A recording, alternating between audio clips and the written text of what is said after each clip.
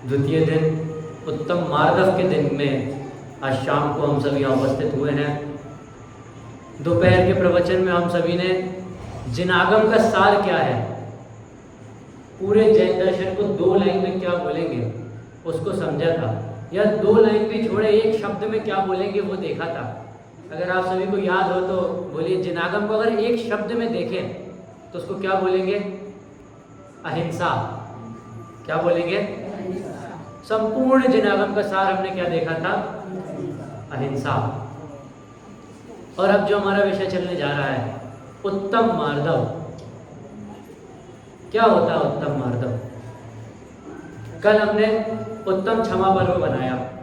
क्रोध के अभाव में उत्तम क्षमा होता है और मान के अभाव में उत्तम मार्दव होता है।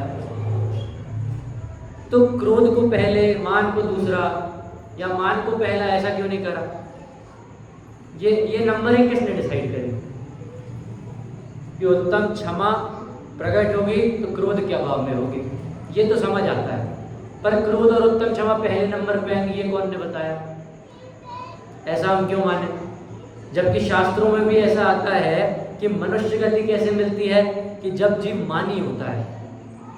जब ज़्यादा मान के परिणाम होते हैं तो उस जीव को मनुष्य गति मिलती है। जब ज़्यादा क्रोध के परिणाम होते हैं तो उस जीव को नरक गति मिलती है। त्रियंच गति कब मिलती है? जब ज़्यादा मान के, माया के परिणाम हो। और फिर उसके बाद कौन सी देव गति बची? तो वो कब मिलती है? जब ज़्यादा लोभ के परिणाम हो। तो जब यहाँ भी मनुष्यों को मान से मनुष्यों को पहचाना, एक तरीके से देखा जाए, मनुष्य गति मिली तो क्यों? क्योंकि अधिक मान करता था। और जब हम मनुष्य हैं, हमें बात समझानी है, तो उत्तम मार्दव को दूसरे नंबर पे क्यों रखा और क्रोध को पहले नंबर पे क्यों रखा? कुछ रीजन तो होगा ना इसके पीछे। उत्तम मार्दव, जो उत्तम मार्दव है, किसके, ये कब प्रकट होता है? जब हमारी मान खत्म होती है। और मान के संबंध में श्रीमद् राजचंद्र जी क्या कहते हैं? अगर इस पृथ्वी पर मान नहीं होता तो ये पृथ्वी स्वर्ग समान होती। क्या? ये पृथ्वी मोक्ष समान होती। अगर इस पृथ्वी में रहने वाले जीवों में मान नहीं होता ना तो ये मोक्ष होता, मोक्ष, पृथ्वी नहीं कहलाती। बड़ा खतरनाक रूप है इसका, मान का। हम लोगों को लगता है हम मानी नहीं है, हम मानी नहीं है। आगे सिद्ध करने वाला हम सब मानी कैसे हैं? मान के कारण कितने बड़े बड़े युद्ध हुए। जैन पद्म पुराण उठाइए आप। अभी आगे जो मैं आपको एक कहानी के माध्यम से मान समझाने वाला हूं ना, पूरी कथा आपको जैन पद्म पुराण में मिल जाएगी। कौन सी? रावण की। सब क्या कहते हैं? रावण नरक क्यों गया? रावण नरक क्यों गया? मान कषाय से। लोक में क्या प्रचलित है? सीता जी का हरण किया। अरे सीता जी का तो हरण किया था, पर उनके शील का हरण नहीं किया था। सीता हरण तो किया था पर उनके शील को नहीं हरा था। अरे रावण के संबंध में तो ये बात भी आती है कि रावण का ये व्रत था कि स्व स्त्री के अलावा किसी पर स्त्री को हाथ नहीं लगाएगा। ये मान कषाय की जो कथा होती है रावण के संबंध में, क्या है कि रावण को तो राम और सीता के प्रति अत्यधिक नम्र भाव था। उसने तो मंदोदरी से ये तक कहा था कि मैं तो राम और सीता को अपने घर से जमाई और बेटी की तरह विदा करना चाहता हूं। मेरे को कोई दिक्कत नहीं है राम से, ना कोई दिक्कत है सीता से। मैं चाहता हूं कि अब ये युद्ध यही खत्म हो, इस युद्ध को यही विराम दे। क्योंकि पूर्व दिनों में खूब युद्ध हुए, कुंभकर्ण और रावण के साले का क्या नाम आता है, कुंभकर्ण के साथ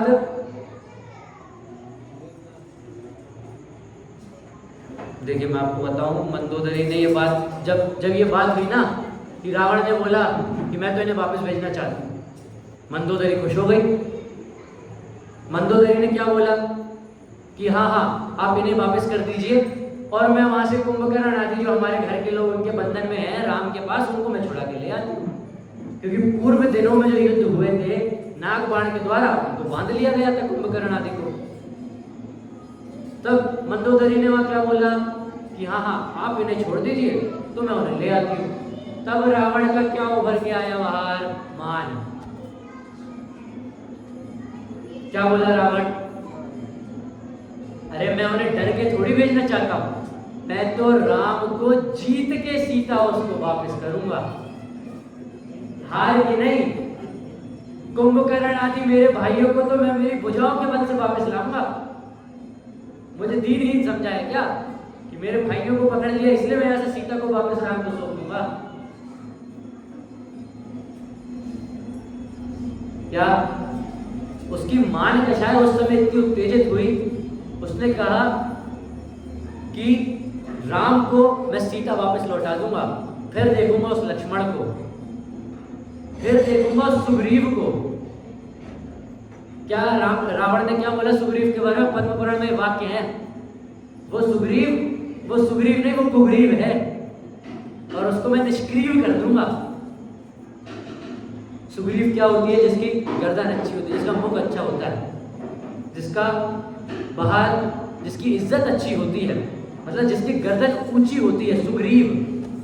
उस सुग्रीव को मैं कुग्रीव कर दूंगा, उसकी गर्दन झुकवा दूंगा, और सिर्फ गर्दन नहीं झुकवाऊंगा, उसको निष्क्रिय कर दूंगा, उसकी गर्दन ही उड़ा दूंगा। ऐसी सब बातें बोली रावण ने। किसके वश होके? मान कषाय के वश। मान कषाय। और हमें लगता है कि हम मानी नहीं है, हम इसी मिथ्या कल्पना में डूबे रहते हैं कि हम का मानिए, हम पे तो जितना है हम उसमें संतुष्ट हैं। अरे जितना होता उतने में संतुष्ट रहते कभी सिद्ध गति में नहीं बैठे होते, भगवान नहीं बन गए होते आप भी। कहीं ना कहीं तो हमारे अंदर भी वो मान विद्यमान है ना अभी भी, तभी तो इस संसार में हम घूम रहे हैं। आज सुबह हमने 10 लक्षण धर्म की पूजन पढ़ी थी, उसमें दोहा जो ये मानव धर्म के लिए आया था, दोहा क्या आया था? मान महाविष्णु। और मान करके कैसी गति मिलती है? नीच गति। महाविष्णु की उपमा दी है पूजनकार ने। अगर पूजन में मान को महाविष्णु की महिमा दी है तो कुछ सोच समझ के दी होगी ना। फिर भी मान को दूसरे नंबर पे क्यों रखा और विरोध को पहले नंबर पे क्यों रखा? बड़ा इसका बहुत साधारण सा लॉजिक है, सिंपल सा। हमने क्रोधी व्यक्ति की क्या प्रवृत्ति देखी थी? उसको तत्काल ही रिएक्शन करना रहता है। क्रोधी व्यक्ति किसी को भी वहीं खड़े खड़े बोल देगा, जा मैं मार दूंगा तुझे, मैं ये कर दूंगा तेरे साथ, मैं ऐसा करूंगा तेरा, मैं वैसा करूंगा तेरा। पर मानी व्यक्ति क्या चाहेगा कि किसी न किसी प्रकार से मैं इससे थोड़ा सा ऊपर होके दिख जाऊं।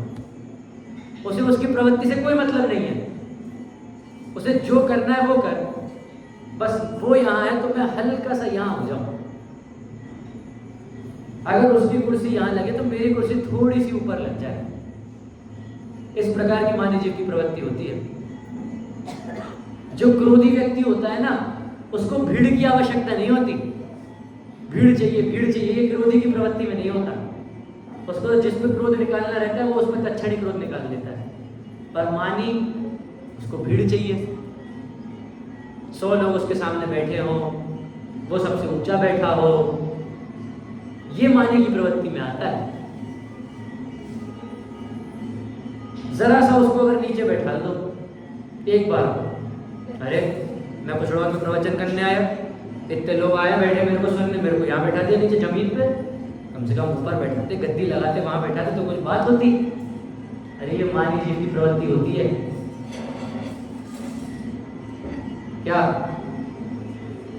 मानी जीव की प्रवृत्ति आप लोग इमेजिन करिएगा कभी अपनी लाइफ में। आप नॉर्मल दिनों में व्यतीत जब अपनी जिंदगी व्यतीत करते हैं तब कभी ना कभी आपको लगता होगा ना, आप दुकान पे बैठते हैं, दीपेश जी आप दुकान में बैठते हैं, कभी कोई व्यक्ति हमसे छोटी जाति वाला या कम पैसे वाला या जो हमसे किसी ना किसी मायने में छोटा है, ऐसा हम मानते हैं, वो व्यक्ति आके अगर हमसे जरा सी ऊंची आवाज में बात करते फिर तुरंत एकदम झल्ला उठते। बाबूलाल जी, दवाई की दुकान पे मान लीजिए कोई आया, आवाज नीचे करके बात करो, तेज कैसे बोल रहे हो। पुराने जो गांव में जागीर होते थे ना, जो जमींदार होते थे, सिर्फ शूद्र नहीं, उनके घर के आगे से क्षत्रिय ब्राह्मण कोई भी चप्पल पहन के नहीं जा सकता था। अगर कोई गलती से उनके घर के आगे से चप्पल पहन के चला गया तो उनका मान खंडित हो जाता था।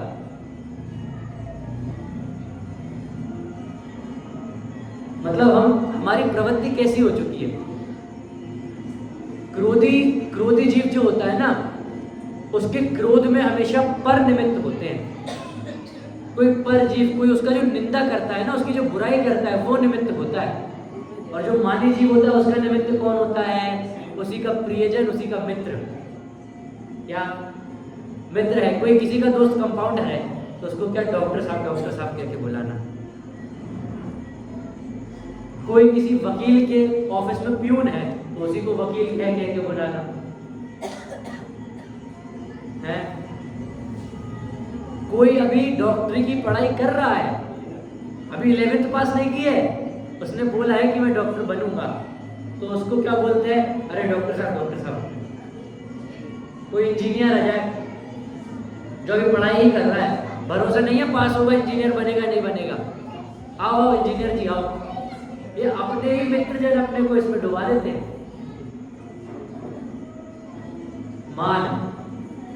मान महाविश्वरूप ऐसे ही नहीं लिखा होगा। और ना हम क्रोध का मतलब समझ पाते, ना मान का मतलब समझ पाते। कोई हमसे जरा सा कुछ बुरा कह दे तो हम एकदम क्रोधित हो उठते हैं। मुझसे कैसे बोला? प्रवचन के बाद कोई आके मुझसे बोल दे आज मजा नहीं आया, मुझसे कैसे बोल रहा हूँ मजा नहीं आया? मैं तो धर्म की बात सुना रहा हूँ, तुम्हें मजा आना चाहिए। क्रोध। कोई आके बोल दे पंडित जी आज तो बहुत मजा आया, बहुत अच्छे से सुनाया। हाँ मैं अच्छे सुनाता ही हूँ। मान में भूल गया एकदम, मैं छोड़ा बाजार सकरा। कैसी प्रवृत्ति हो गई है हमारी? मतलब हमारा हाजमा, हमारा पाचन इतना खराब हो गया है, ना हम क्रोध स्वीकार कर पाते हैं, ना हम क्रोध को दबा पाते हैं, ना मान कषाय को दबा पाते हैं। कोई हमसे जरा सा कुछ तेज बोल दे हम वहीं क्रोधित उठते हैं। कोई हमारी जरा सी तारीफ कर दे हम वहीं खुश हो जाते हैं। वाह वाह, ये आज तो आप बहुत अच्छे दिख रहे हैं। फिर अच्छा दिखता हूं मैं वही। और मानी जीव की प्रवृत्ति एक और क्या होती है? सामने से अगर कोई नहीं बोल रहा हो तो भी कैसा लग रहा हूं मैं? ये कुर्ता तो अच्छा है ना, आज नया निकाला है। चप्पल अच्छी लग रही है, कल ही लेके आया हूं। कोई प्रशंसा नहीं कर रहा हो तो भी अपनी प्रशंसा करवाता है सामने से बोल बोल। और हम क्या करते हैं? ना हम क्रोध को समझ पा रहे हैं, ना हम मान को समझ पा रहे हैं। अगर हम क्रोध को भी समझ लें, कोई हमसे कुछ बुरा भला बोले, ठीक है उसने बोला, उसको फल मिलेगा। कोई आके हमसे बोले अरे आप तो बहुत अच्छे दिख रहे हो, ठीक है आज दिख रहा हूँ, कोई बात नहीं। अच्छा इसमें भी बहुत सारे नकली अध्यात्म वाले पैदा हो गए आजकल। क्या? उनके पास घर पे मिलने जाओ, मान लीजिए किसी को कुछ दर्द हुआ, किसी को कुछ चोट लग गई, उनके पास घर पे मिलने गए। कैसे हैं आप? अरे पंडित जी ये शरीर तो जड़ है, इसमें मेरा क्या। और जैसे ही वहां से निकले, अरे सुरेश समझ नहीं आ रहा, पैर दुख रहे, मेरे पैर दबा जल्दी। कैसा होता है? मानी जीव सबके सामने अपने आप को दिखाता है। मानी जीव सबके सामने अपने आप को क्या दिखाता है? कि मैं मानी नहीं हूं। क्या? सबके सामने यही दिखाता है कि मैं मानी नहीं हूं। और सबसे बड़ा मानी वही होता है। हमेशा क्या चाहता है मानी जी? थोड़ा सा ऊपर हो जाऊं, थोड़ी सी सिंपैथी मिल जाए कि भाई मेरी तबीयत खराब हुई है तो कुचड़वा गांव में सब लोग जानते हैं, तो कम से कम 10-12 लोग तो मिलने आए, थोड़ा सा पूछने तो आ जाए, कुछ घर से बना के तो ले आए, दवाई पूछ लें ली कि नहीं ली। मानी जीव की प्रवृत्ति में होती है ये सब चीजें। किसके पीछे मान करता है? इसके पीछे, शरीर के पीछे। ये रहेगा क्या अगले भाव में? पर मान के साथ जो कषाय आपने बांधी वो जरूर जाएगी अगले भाव में। बस हम इतनी सी गणित नहीं समझ पाते कि इसके पीछे जो हम इस भाव में सारे ये क्रिया कर्म कर रहे हैं, ये क्रिया कर्म तो सारे यहीं के यहीं छूट जाएंगे। जितनी तिजोरी भर लेंगे सारी तिजोरी यहीं छूट जाएगी। साथ में क्या जाएगा? उन तिजोरियों को भरते समय जो मान कषाय उत्पन्न हुई वो, उनका फल हम आगे जाके भोगेंगे। बहुत सिंपल सी गणित है जैन दर्शन की है। जो लोग हवा बनाते हैं ना जैन दर्शन, अरे कठिन, कुछ कठिन नहीं है। एक बार समझने बैठोगे ना सच्चे मन से सब समझ में आएगा। बस इतना ही तो समझना है कि अभी जिस चीज के पीछे पड़े हैं वो चीज तो मेरी यही रह जाएगी, आगे क्या जाएगी? उसके साथ ही कषाय। मैं मान करूं, कितना ही मान करूं, मेरा शरीर, मैं बॉडी बना लूं, समझ ली कोई व्यक्ति है उसने खूब अच्छी बॉडी बना ली, खूब मान करे वो, अरे मेरे ऐसे डोले, अरे मेरे ऐसे शोले, खूब बोले, पर आखिरी में उसके घर वाले उसको ले जाके जलाएंगे और उस मान में जो कषाय उत्पन्न हुई वो उस जीव के साथ चिपक के अगले भाव में जाएगी। और जब तक उसका फल नहीं मिलेगा तब तक वो उसको भोगता रहेगा। बड़ी मामूली सी गणित है ये जो हम समझ नहीं पाते। भाई कई कई जगह तो ऐसे होते हैं जो सेठ होते हैं जगहों के, इस गांव में मुझसे ऊंची बिल्डिंग और कोई नहीं बनाएगा, ठीक है, इस गांव में नहीं बनाएगी, दूसरे गांव में तो उससे 2 गुनी ऊंची बन जाएगी। फिर वॉशिंगटन डीसी एक शहर है, वहां पे जो सबसे ऊंची बिल्डिंग है ना, उससे ऊंची बिल्डिंग कोई नहीं बना सकता। चाइना में उससे 4 गुनी ऊंची बिल्डिंग बन गई, दुबई में उससे 2 गुनी ऊंची बिल्डिंग बन गई। क्या कर लिया? कुछ कर पाए? अपने एरिया के लोगों को तो तुमने रोक दिया, बाहर में क्या कर लिया? कुछ नहीं कर पाए। मान अंदर से निकल के आता है, हर दूसरे क्षण निकल के आता है। सड़क से चलते हुए जा रहे हैं, कोई तेज गाड़ी अगर निकाल दे ना बाजू से, अच्छा मेरे बाजू से तेज गाड़ी निकल, कीचड़ उचका दी, देख लूंगा इसको, जरा सा कुछ हुआ नहीं, मान के घोड़े पे चढ़ के दौड़ने लगता है। मान का स्वरूप ही हम नहीं समझ पाते। हमें लगता है मान नहीं, हमारा अभिमान है, ये हमारा स्वाभिमान है, इतना तो रखना चाहिए ना भाई। जैन समाज का अध्यक्ष हूँ तो इतना स्वाभिमान तो मेरा होना चाहिए कि मंदिर में आया हूँ तो मेरे अलग से कुर्सी रखी रहनी चाहिए। अरे काय को रखी रहनी चाहिए? अगर फिर चुनाव हो गए तुम अध्यक्ष नहीं बने तो फिर क्या हो जाएगा? उस समय जिन जीवों से तुमने बैर बांधा होगा ना, जिसको डांटा होगा कि मेरी कुर्सी रख, मैं अध्यक्ष हूँ, जब तुम नहीं रहोगे ना अध्यक्ष तो मंदिर में आने का पूछेंगे भी नहीं तुमसे। जरा जरा सी चीजों पे हमें एकदम मान उमड़ उठता है। कुछ हुआ नहीं कि अरे मेरे साथ कैसे कर सकते हो, मैं वो, जरा सी गणित समझिए अभी हमने, तुम जो हो वो तो यही छूट जाओगे, तो जीव है वो जाएगा और उसके साथ वो सब लेके जाएगा जो जो कषाय तुमने बांधी है। इतनी सी बात अगर हमें समझ आ गई ना तो ये बहुत एक बड़ा फैक्टर हो जाएगा। बहुत बड़ी बात है ये और बहुत सरल बात है।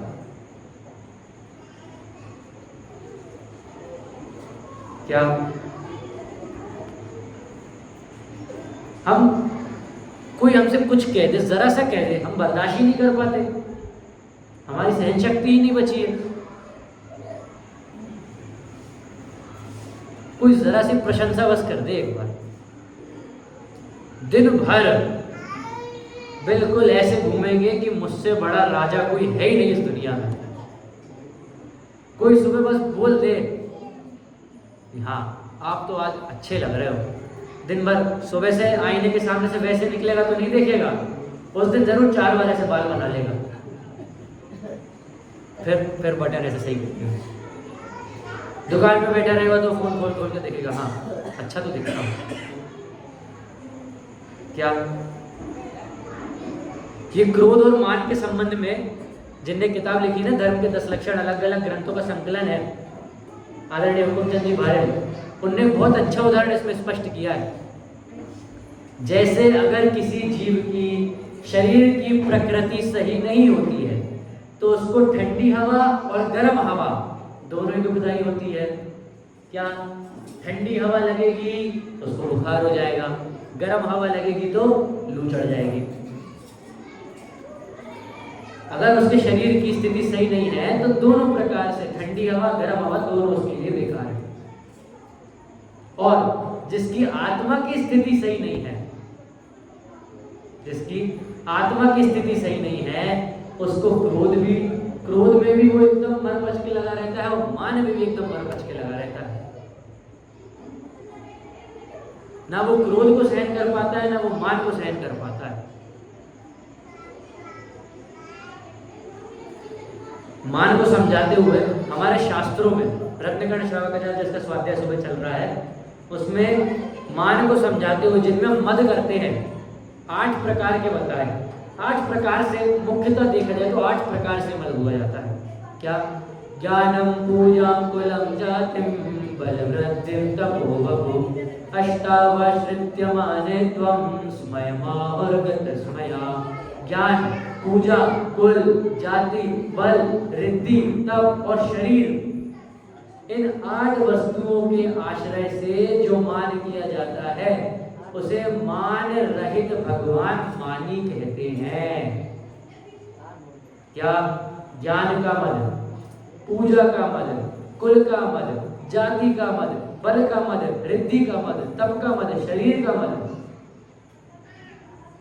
अच्छा, आप ये बोलेंगे कि जो ज्ञानवान, जो इसको एकदम बहुत ज्यादा ज्ञान है, जो ज्ञानी मानी एकदम पुरुष है, उसको ही ज्ञान का मद होता होगा। भाई जिसमें ज्ञान नहीं है उसको थोड़ी ज्ञान का मद होता होगा। जिसमें कुल, अच्छा कुल नहीं है, अच्छी जाति नहीं है, अच्छा बल नहीं है, रिद्धियां नहीं है, उसको तो मद नहीं होता होगा ना। तो फिर तो आप ज्ञानी व्यक्ति को बल सिद्ध से तुलना कर रहे हैं, ये कैसी बात है भाई? आप ही ने बोला ना, ज्ञानी, जिसमें ज्ञान होता है उसको ज्ञान का मद होता है। तो फिर तो ज्ञानी जीव सम्यक दृष्टि भी होता है, क्योंकि सम्यक दृष्टि के 8 मद होते हैं, सम्यक दृष्टि के तो 8 मद नहीं होते। फिर अरे हम मद को भी सिर्फ एक प्रकार से देखते हैं। क्या? कि मान लीजिए किसी में बहुत ज्यादा ज्ञान है, बहुत ज्ञान का मद करता है, अपने ज्ञान को बखारता रहता है हर जगह। अच्छा, इसमें एक विशेष बात और बताऊं आपको। पूर्ण ज्ञान किसको प्रकट हो गया? सिद्ध भगवान को। पूर्ण ज्ञान किसको प्रकट है?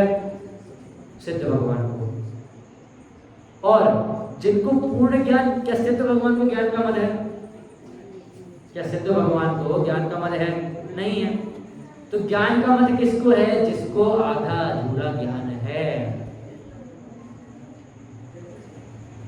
जिसको आधा अधूरा ज्ञान है उसी को ज्ञान का मद होता है।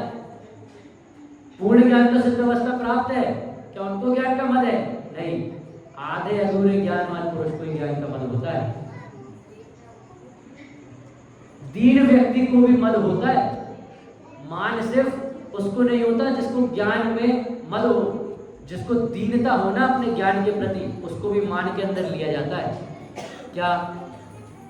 जैसे मान लीजिए हम 4 जन हैं, हम 3 जनों के एग्जाम में बहुत कम मार्क्स आए, 100 मार्क्स के पेपर में 10 मार्क्स आए। हम लोग एकदम परेशान, एकदम दीन, अरे हमारे तो सिर्फ 10 मार्क्स आए, ऐसा वैसा, ये वो, ज्ञान ही नहीं है, कुछ नहीं है। और जिसके 100 में से 100 आए, देखो 100 में से 100 आए मेरे, हमें दिखता किसका मद है? सिर्फ 100 में से 100 वाले का, पर मद इधर भी है। जो मान में एकदम ग्रसित रहता है वो ऐसा सीधा होके चलता है, उसकी कमर कहते हैं पीछे की ओर जाती है ऐसे। और जो दीनहीन व्यक्ति होता है वो कैसे? आगे झुक के चलता है, वो भी मान से बराबर ग्रसित रहता है, उसको भी बराबर मात्रा में मान उपस्थित होता है। फिर क्या करें, मान को कैसे मिटाएं? भाई आपने तो बोल दिया ना कि जिसको आधा अधूरा ज्ञान रहता है उसको ही मान होता है। फिर हम इस मान को कैसे मिटाएं? साधारण सा प्रश्न है। हम यहाँ सुनने क्या आए कि मान को कैसे मिटाएं, मार्ग को कैसे धारण करें, यही सुनने तो आए हैं ना। बड़ा सिंपल सा लॉजिक है इसके पीछे, बहुत ही साधारण सा। मान हमें कब होता है? जब हम किसी चीज में अपने आप को हीन या अधिक मानते हैं, या तो कम या तो ज्यादा मानते हैं, तब हमें मान होता है। जब तक हम अपने आप को समान नहीं मानेंगे तब तक हमारा मान हमेशा 7वें आसमान पे ही रहेगा। क्या जरा सा कम हो गए तो एकदम 3 ही, अरे मेरे पास तो कुछ नहीं है, मेरा तो ऐसा, मेरा तो वैसा। और जरा सा ज्यादा हो गया, जरा सा ज्यादा हो गया, अरे मेरे पास इतना ज्यादा है, मैं ऐसा, मैं वैसा। तो इसका फल कैसा होता है? रावण जैसा। कितना प्रकंड विद्वान पंडित था रावण। जैन दर्शन के अनुसार भी बहुत प्रकंड विद्वान था वो।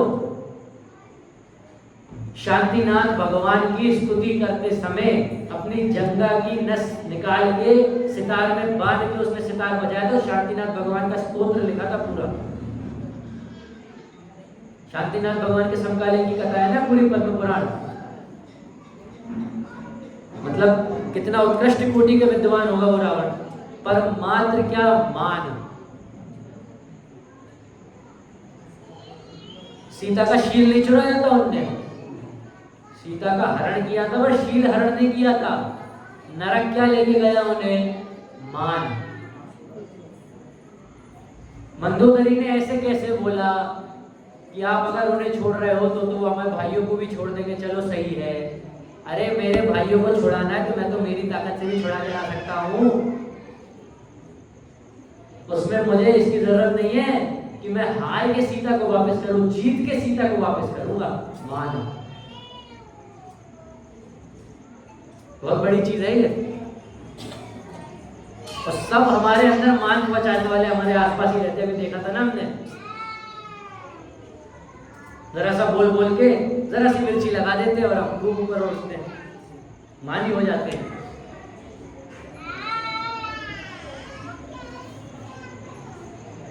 भाई मानी व्यक्ति को अगर इस मान की प्रवृत्ति छोड़ दी है तो वो क्या करेगा? समता भाव, समान भाव।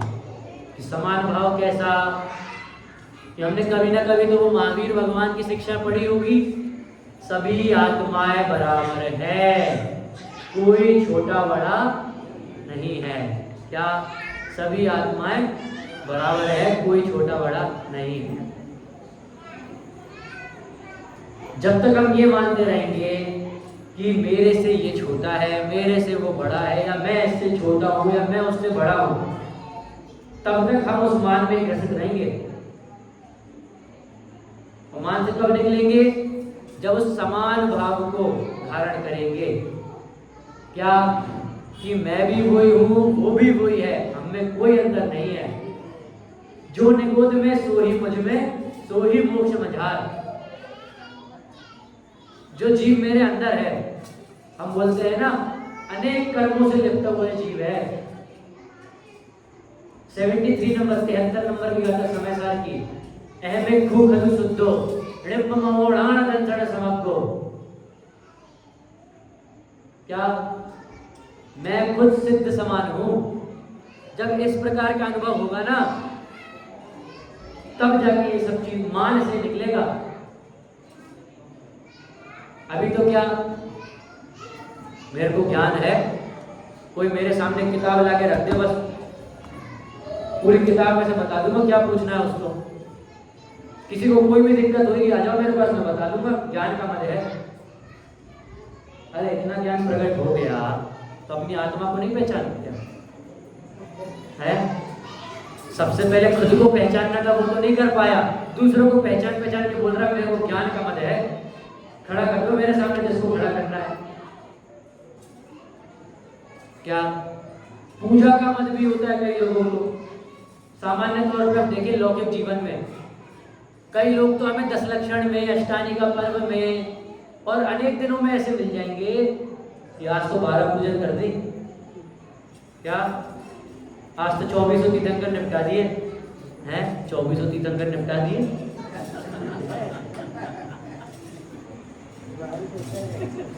आज तो धर्म के 10 लक्षण विधान की पूजन भी निपटा दी, सुपाठनाथ भगवान की पूजन भी निपटा दी। अरे क्या बोल रहे हो, थोड़ा सोचो समझो तो। बस मेरा मान बढ़ जाए, सामने वाले ने पूछा भी नहीं होगा मंदिर से निकलने के बाद, सामने दुकान वाले से, हाँ भाई 12 पूजन है,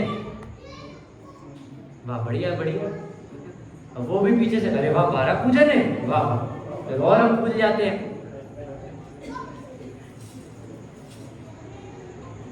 अष्टानी का पर्व चल रहे हैं, रोज पंचमेरु नंदीश्वर सारी पूजन करूंगा। अच्छा कई लोग तो 10 दिनों में उपवास एकादशी इसलिए करते कि अगले दिन सम्मान मिल जाए, हमारा मान बढ़ जाए, समाज के सामने थोड़ा सा नाम हो जाए। आखिरी दिन फला फला व्यक्ति ने 10 दिन उपवास करे, 10 दिन उपवास तो करे, पर 10 दिन मन में क्या चला, 8 दिन और, 9 दिन और, 7 दिन और, 6 दिन और, 5 दिन और, 4 दिन और। मान, ये सब चीज उसने क्यों सही, मान। जरा सा ऊपर उठ जाऊं, बस जरा सा, थोड़ा सा ऊपर उठ जाऊं बस। एक कहावत मैंने आज ही देखी थी, मैं उसको भूल रहा हूं, उसका सार इस प्रकार है, इस संसार में जो नम्र रहता है, जो झुकता है, वो जिंदा दिखता है, और जो अकड़ता है वो मुर्दा दिखता है। क्या ये जो दांत है हमारे, दांत एकदम मजबूत, कई लोग तो इसका भी मत दिखाते हैं, देखो अखरोट दांत से तोड़ दिए, गन्ना छील दिया, पर इसके अंदर जो जीव है कोमल है, समान है। दांत आते भी बाद में, जाते भी पहले हैं, पर जीव अपने आप को समान रूप से हर चीज में ढाल लेती है, इसलिए वो हमेशा टिकती है। हम क्या नहीं कर पाते, समान रूप से अपने आप को नहीं ढाल पाते चीजों में। आप तो ये सोचिए ना, कुल का मत, जाति का मत। कोई व्यक्ति नीच कुल का हो, कोई नीच जाति का हो, वो भी मानी है, वो भी मद से ग्रसित है। अभी देखा ना अपन ने, उसके मन में ही निरंतर क्या चलता रहता है, अरे यार मैं तो नीच कुल का हूँ, मैं छोटे गोत्र का हूँ, मैं छोटी मेरी जाति है, अगर मेरी जाति बड़ी होती ना, मैं फिर देखता इन सबको। वहां भी उसके मन में मान है। मतलब आप अगर एक दिन पूरा सिर्फ इसमें देखिएगा ना कि मैं कहाँ और सच्चे दिल से, उसमें ये नहीं इसको मान की श्रेणी में नहीं, ऐसा नहीं, जो मान करता आपको समझ में आ रहा है उसको मान में लेके देखो, अगले दिन आपके जीवन में परिवर्तन दिखेगा आपको, अगले ही दिन। इस बात को ख्याल में लाओ। क्या कोई दुकान में 2 शब्द हमसे ऊंची आवाज में बोल गया, ठीक है छोड़ो, बोल जान दो, इसमें इतना भूलना क्या है, गुस्सा क्या करना है। किसको बोल के गया वो, इस शरीर को, मेरे को बोल के गया, कि जीव को बोल के गया क्या। अरस अरूपी अस्पर्शी है ये जीव, मैं अरस अरूपी अस्पर्शी, पर से कुछ भी संबंध नहीं। समता भाव, सहजता जो एक शब्द बहुत प्रचलित है ना, सहज भाव से रहो, सहजता में जीवन जियो। क्या सहजता, सामान्यता, एकपना, जो भी चीजें हमें अपने से अलग दिखती जाती हो ना, अब जैसे मान लीजिए हम एक से किन्हीं प्रकृति वाले इंसानों को इकट्ठा करें कि जिनकी एक सी प्रकृति है। अरे चलिए इसको और सिंपल करते हैं। सत्व, तम और रज, 3 प्रकार के शरीर के लोग होते हैं। शरीर की प्रकृति 3 प्रकार की होती है। तीनों में से हमने अलग अलग को बांट दिया, सत्व, तम और रज। अब उसमें भी तम में जिनको अधिकतम होता है, जिनको कमतम होता है, उनको अलग बांट दिया। फिर उसके बाद भी तम उसको किस प्रकार से होता है वो चीज़ अलग कर दी। तो जो चीज़ें, आप इसको प्रैक्टिकल करके देखिएगा, जो चीज़ें हम हमारे जीवन में अपने से अलग कर सकते हैं, अब उसमें मान और उसमें लोभ नहीं करना है कि अरे नहीं, इस रुमाल को मैं अलग कैसे कर दूँ, ये तो मेरे काम का है। अरे इस रुमाल, ये रुमाल तो उससे अलग वस्तु है ना, इसको तो अलग कर सकता है ना, इसको अलग कर दिया। इस चमड़ी को अलग कर दिया, इस शरीर को अलग कर दिया। आखिरी में क्या बचेगा? भगवान आत्मा। अरे तू भगवान आत्मा है। गुरुदेव श्री कांची स्वामी उनके प्रवचन में क्या कहते थे? 100 इंद्रों की उपस्थिति में जिनेंद्र भगवान की वाणी में क्या आया कि तू परमात्मा है, ऐसा नक्की कर। सुबह देखा ना, निर्णय कर। परमात्मा है बोल के तू परमात्मा तो बन नहीं जाएगा, भगवान तो बन नहीं जाएगा। निर्णय तो कर सकता है। सुबह के दोपहर के प्रवचन में देखा था ना, कैंसर हो गया तो उसका निर्णय तो उसी समय कर लिया ना कि कैंसर का इलाज करना है। मानी है, पता चल गया तो मानी है, इस प्रकार का निर्णय तो कर ले। ये मान क्या है, इससे छूटना कैसे, इसका निर्णय तो कर ले। कई मानी व्यक्ति तो अपने आप को मानी मानते भी नहीं है। क्या बल का मत, जैसे किसी को बल का मत है, खूब बल है उसमें, हर जगह अपने बल के मत का प्रदर्शन करता है। आखिरी में क्या बोल देता है? अरे ये तो मिल गया मुझे। आखिरी में, उसके पहले देख मेरा बल ऐसा, मैं इतनी बाल्टी एक बार उठा लूं, मैं ये टंकी उठा के यहाँ से वहां रख दूंगा। रिद्धि का मद। भाई रिद्धियों का मद हमें तो मुनिराजों से सीखना चाहिए। उनको रिद्धि होती है, उन्हें खुद को नहीं पता चलता है, वो खुद प्रयोग में नहीं लेते उन रिद्धियों को। कभी उन रिद्धियों को खुद प्रयोग में, खुद के काम के लिए नहीं लेते कि ये दिक्कत है तो मेरे को इस प्रकार की रिद्धि है तो मैं इससे सुधार कर लूं। कभी नहीं लेते। ज्ञानी तपस्वी मुनिवरों को रिद्धियां उपलब्ध हैं, पर रिद्धियों की सिद्धि में वे रंचना भी मुक्त हैं। वो रिद्धि की सिद्धि कभी अपने मानसिकता पूर्वक नहीं करते, उन्हें सहज ही वो रिद्धियां प्रकट होती हैं।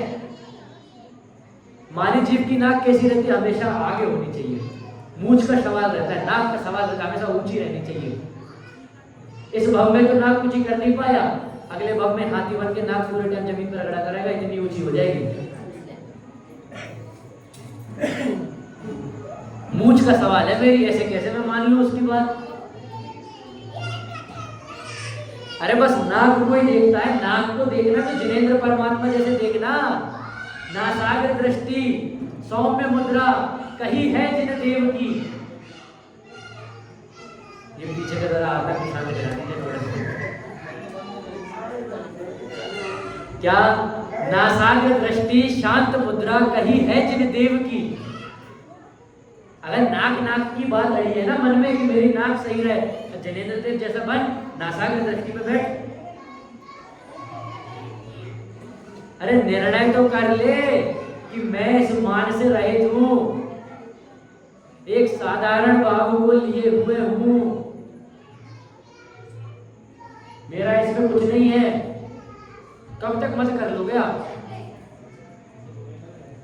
बड़ा सामान्य सी बात। इस गति में आपको ऊंची कुल में जन्म हुआ, अच्छे पैसे वाले घर में जन्म हुआ, 100 साल भी ज्यादा बोल रहा हूं, आजकल तो 60, 70, 80 मैक्सिमम। 50 साल, 60 साल, 70 साल, 80 साल, इससे ज्यादा और क्या मत कर लोगे? फिर अगले भाव में चले जाओगे, इस भाव में इतना मत किया, अगले में नीच गोत्र में पैदा हो जाओगे।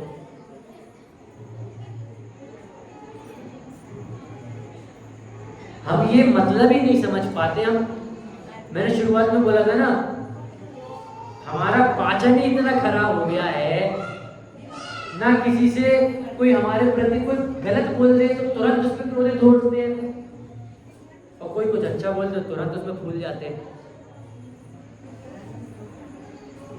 कितने उदाहरण दूं मैं आपको ऐसे। अच्छा, आप बोलोगे क्रोध हम सामने तो नहीं करते, कोई हमसे साड़ी की दुकान पे कुछ भी बोल जाए हम उसके मुंह पे कुछ नहीं बोलते, अरे मन में तो बैर बांध लिया ना, प्लानिंग से करोगे ना उसकी पूरी हिंसा। कोई दुकान पे बोल के चला गया, आपसे अच्छी साड़ी तो पूरे कुचरौल में कहीं नहीं मिलती, पूरे मंदसौर के आसपास के जिलों में कहीं नहीं मिलती। अगले दिन दुकान के बाहर बोर्ड लग जाएगा, मंदसौर के आसपास के गांव की सबसे सुंदर साड़ियां मान। अरे कहीं और गांव में जाके देख, किसी और शहर में जाके देख, 100 गुनी अच्छी मिल जाएगी, पर मान को छोड़ ही नहीं पाता। आप बोलोगे कि ऐसे कैसे, हम एकदम से मान थोड़ी छोड़ सकते हैं, थोड़ी सी इज्जत तो अपनी रखनी पड़ती है भाई, थोड़ी सी इज्जत तो हम रखेंगे ना। अरे वो थोड़ी सी इज्जत तो अपने आप मिलनी होगी तो मिल जाएगी, उसमें दिमाग लगा लगा के क्यों इधर उधर बुद्धि भ्रमा रहा है, खुद पे दिमाग लगा ना। मुनिराजों को, तीर्थंकर परमात्मा को किसी चीज का मान होता है, किसी चीज का क्रोध होता है? वो सोचते हैं क्या? कभी कभी किसी मुनिराज के मुंह से सुना है कि सरकार ये रोड अच्छी क्यों नहीं बनाती जब इन्हें पता है हम यहाँ से निकलते हैं? कभी सुना है ऐसा? पर फिर भी इस देश का हर एक व्यक्ति उनकी इज्जत करता है। फिर आप कौन होते हो कि थोड़ा सा तो मान हमें रखना बनता है?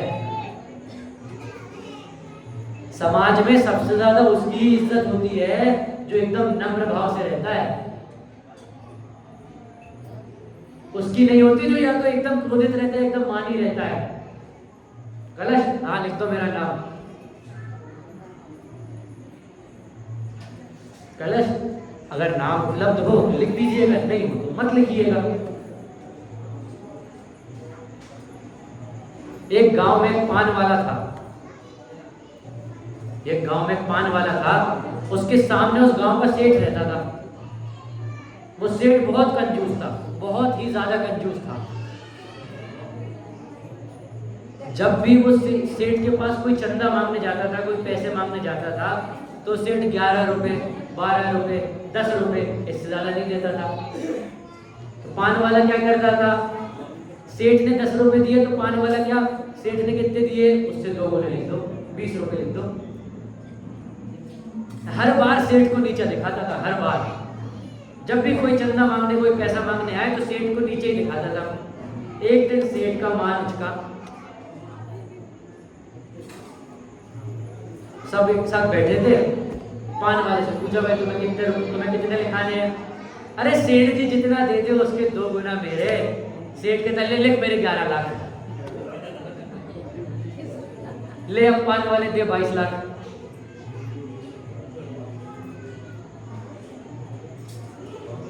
कभी भी हमारा मान उछल के बाहर आ सकता है, कभी भी। क्या जरूरत थी उस सेठ को उस दिन 11 लाख बोलने की? कह देता ठीक है भाई, मेरे जितने लिखोगे उससे ज्यादा उसके लिख लेना। पर नहीं, मान में ग्रसित है। अगर हमें इस मान को मिटाना है, पीछे भैया, अगर हमें इस मान को मिटाना है, सिर्फ एक ही चीज, हमें एक वाक्य, एक सुक्ति जो वाक्य है वो हमें धारण करना है। क्या? सभी आत्माएं बराबर हैं, कोई किसी का करता धरता नहीं है। जो निगोद में सो ही मुझ में, सो ही मोक्ष मझार। अंतर भेद कछु नहीं भाई। अंदर में तो कुछ भेद नहीं है ना, ये तो इनके कारण भेद कर दिया जाता है हमारा। एक पंक्ति आती है ना, सिद्ध समान शक्ति हरकत बचकानी, जागो और देखो चेतन इसमें ही तेरी भलाई, तूने अपनी ही महिमा भुलाई। क्या? सिर्फ जानो और देखो, सहज भाव से रहो, उसमें ही तेरी भलाई है।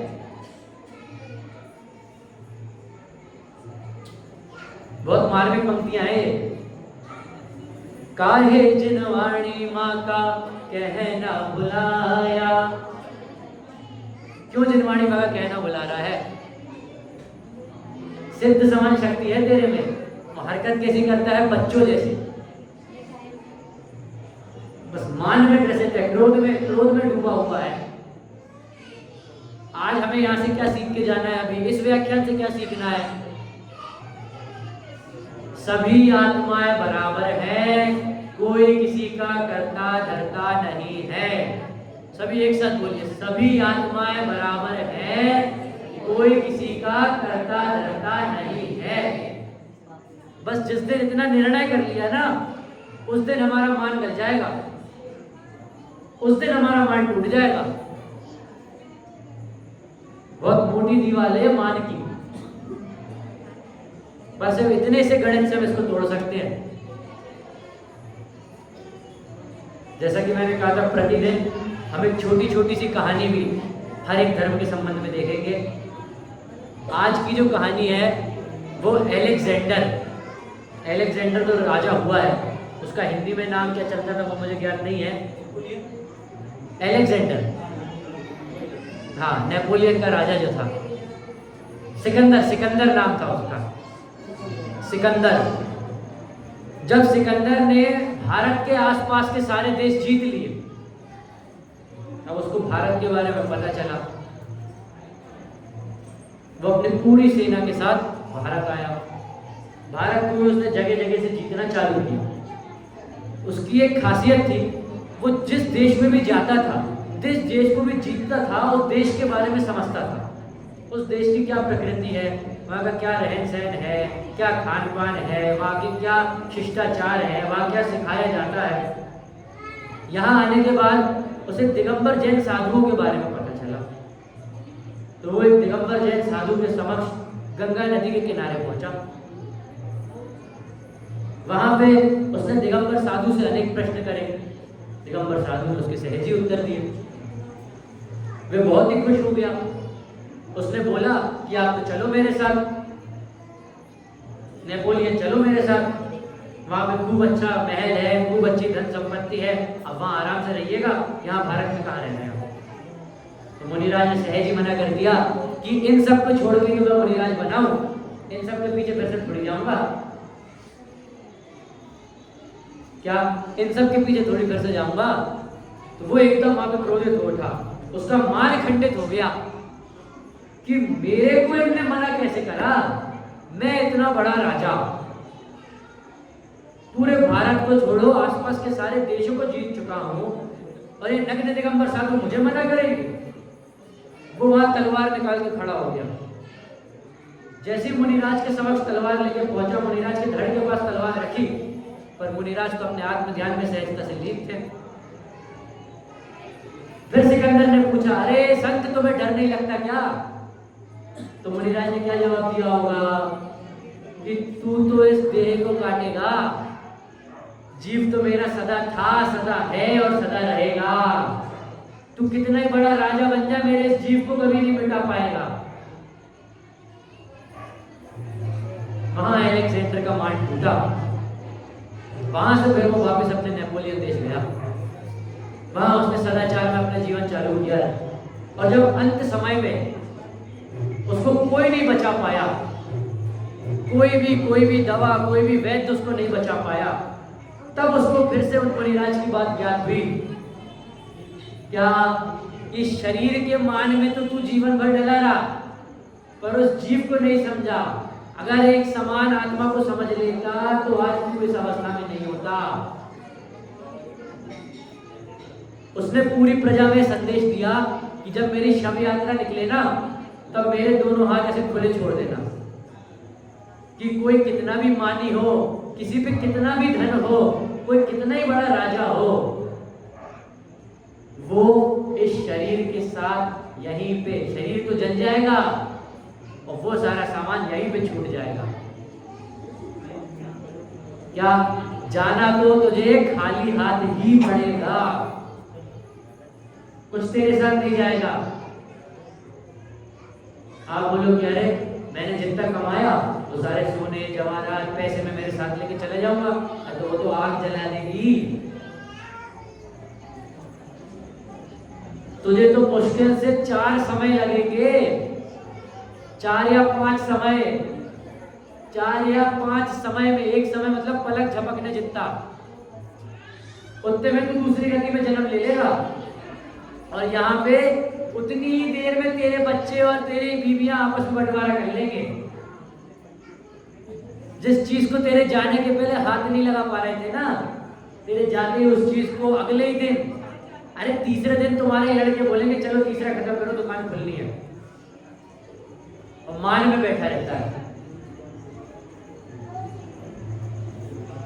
इस मान के और क्रोध के स्वरूप को समझना अत्यधिक आवश्यक है। सिर्फ एक लाइन कि सभी आत्माएं बराबर हैं, कोई छोटा बड़ा नहीं है। आशा है आप सभी को एक पंक्ति अवश्य समझ आई होगी कि सभी आत्मा बराबर ही है। सहजता जीवन का आधार, सहजता को अपने जीवन का आधार बना लो, सुखी रहोगे हमेशा।